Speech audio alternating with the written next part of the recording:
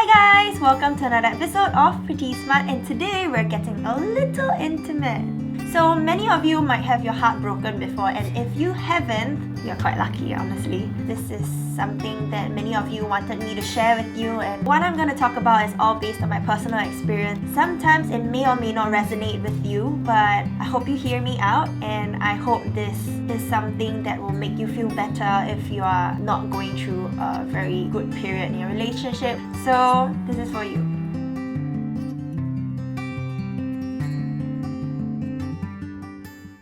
In relationships, there's always different phases. As much as we don't want to believe that there are phases. When you first get into a relationship, it's the honeymoon phase. So it's the phase where you can't wait to see the other person again, talk to him. You can't wait for his name to pop up on your WhatsApp message, to take another picture with him. You stare at his picture and smile to yourself like an idiot. Yeah, that kind of fluttery feeling where you just feel so happy inside and without a care in the world. And it will probably last for around 2 to 3 months. Maybe longer. After that, you get to a stage where you're really comfy with each other. You're so used to each other's habits, each other's bad habits, and all the idiosyncrasies and all the things that you thought were gross about yourself, but you are so comfortable that you can just bear it all with your partner and your other half. So after you get too comfy with each other, you reach a part where we might or might not like. A stage where everyone is complacent.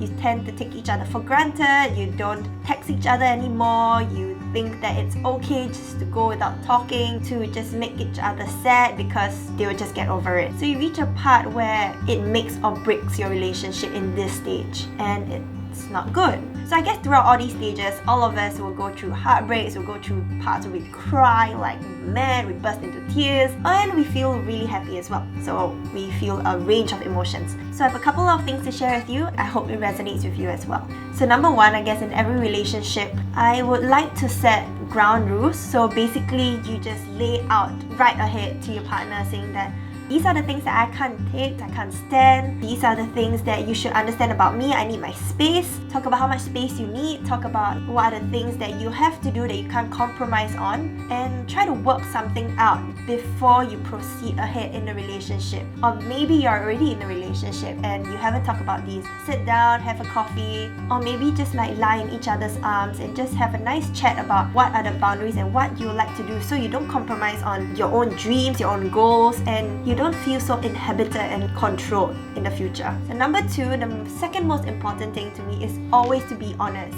And being honest is not the easiest thing in the world, because it will mean bearing your insecurities, the worst things you have done before, and things that you're not actually proud of. But you have to know that if this person is going to be that one person that important in your life, and he or she is going to be there for you no matter what, he has got to know everything, right?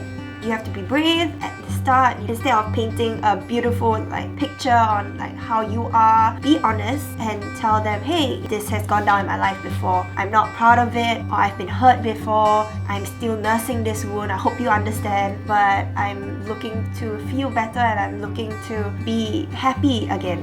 Be honest, be raw, be just very open, and it might be scary, but it will be very, very worth it down the road. So number three, the third most important point would be never to make decisions rashly. This has been a good advice for me from my best friends and from my mom. When you're feeling the emotions from two different extremes, you tend to make very rash decisions that you don't really want to actually. So when I'm really happy, I'm like, okay, let's go this place, let's go that place, okay, let's buy this very expensive bag. It might not be the wisest choice whenever you're extremely happy or extremely excited. And on the contrary, when you're extremely sad, extremely angry, and somehow you just feel no love, and you feel that that person that you were in love with has magically become the person that you really don't want in your life, just for that moment. And it always happens when you're having a quarrel over the pettiest things, or maybe somebody has done something wrong. So it's very important not to make decisions rashly.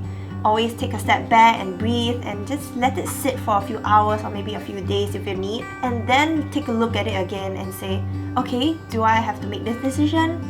Is my decision still the same as the one that I wanted to make when I'm really happy or really sad? So it's very important to just take some time off when you're feeling both extremes and then decide only a while after. So number 4 would be dealing with insecurities. I'm sure many of us feel insecure one way or another. We are scared of losing someone, we are scared of our other halves looking at us in a different way if we're getting older, we're getting fatter. I guess coming to the understanding that this person is supposed to love you no matter what. When you're in the dirt or whether you're like really successful, and he's supposed to be there for you and loving you for your flaws, for your insecurities, and you have to know that, because letting your insecurities get in the way of your relationship and having really weird thoughts about, hey, no, my relationship's gonna end, you're getting all your insecurities in the way of believing in your relationship. That's the point where you have to realize and correct yourself in your own mind and know that, hey, this person loves me for me, and he knows my flaws, he knows my insecurities. It doesn't matter whether he or she is placed in a circumstance where he's filled with gorgeous people around him, talented people around him. You don't have to feel really small. You have to know, and you have to believe in yourself. You have to fight this inner demon in you, all these thoughts that are going through your head, and learn how to put a stop to it. And if you can't, talk to someone about it. Talk to him, talk to her, talk to your friends, anyone that can help you lay out the thoughts nicely and tell you, okay, no, don't think so much. It's only this simple, it's only that simple. Sometimes you can't see it clearly for yourself, and it's very important to talk to someone. Next, and it's my favorite, it means be yourself. Many of us are honestly very swayed to thinking, okay, I have to be pretty, I have to be hot, charming, I have to have a huge bicep, because that's what the world tells you a perfect guy or girl is. And you have to understand that every guy and every girl is very unique, very different. It doesn't matter whether you sing funny, you laugh funny, you tend to be overexcited, or like me, I'm always very jumpy, very happy. And it might not resonate with some people, but it's you. Nobody else can take that away from you, and nobody else can be there. It's very important to be yourself and allow your other half to fall in love with the person you are. In Inside Out, Bing Bong died and you cried and you felt a bit ashamed about it. It doesn't matter, And when you're that happy, when you're comfortable in your own skin, it tends to exude this confidence and this glow. And it makes the people around you happy and comfortable to be around you. I'm not saying that it's not important to take criticism, but I'm saying that it's important for all of us to be ourselves while trying to improve this version of ourselves and allowing our other halves to love that version as well. Okay, then the second last one is this myth that everyone is talking about. This myth that people say, okay, having more exes is better, having different relationships is good because I'm still trying to find the one. And there's no such thing as, your first love will be your true love. All these jaded comments that are like filling your Twitter page and all these sad comments that are filling all your social media platforms. I guess it's important to know that being in a relationship, you keep your eye on the person in front of you. You don't keep your eye wandering around to see whether the grass is greener on the other side. As much as we like to, look at other people and other relationships, and it's inevitable to compare other relationships to ours, it's important to see that your cup is not half empty, but it's half full. And it's very important to not look at what other people have on their plate, but it's very important to see what you already have on your plate. What if, you are so busy looking at other people's plate and you lose what you have and you realize that you can't get it back? And the last one would be to be real, to always keep in your mind that this might or might not work. I know it might be a bit hard to accept, but you have to always prepare yourself for the worst. Whether it's 10 years down the road, whether it's 20, 30, 40, or maybe in the next year.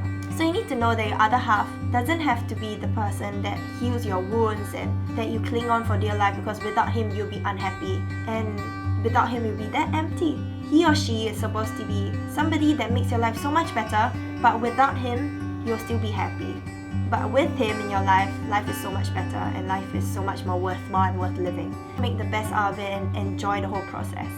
If you're going through a heartbreak and if the relationship did not work out in the way that you like to, and also know that every step in your life and every relationship, every problem is a learning experience. You'll probably be better than the person you were before the relationship, before your problems. You'll probably learn how to deal with these situations better in the future. But with that all being said, I'm all for love, I'm all for, working hard to make your relationship work. I would always tell people who have their hearts broken, or tell myself when I had my heart broken, to always keep your heart open. As much as, we always tell ourselves, no, I'm not gonna love anymore, I'm feeling so jaded, no such thing as love. Truth to be told, we all yearn for love one way or another, whether we accept it or not. And it's very important to keep your heart open, whether you refuse to admit it or whether you secretly want to keep your heart open. It's very important to always remind yourself to be open to meeting people, be open to learning new things, and be open to love again. So yeah, I hope this little sharing session resonated with you. So this brings me to the end of this episode of Pretty Smart. Thank you guys for watching. And if you like this kind of videos, or you have any other questions that you would like to ask me, or any other things that you would like to share with me, any tips, please leave it in the comment box below. If you like this sort of videos, give us a thumbs up, and I'll see you guys in the next episode. Goodbye!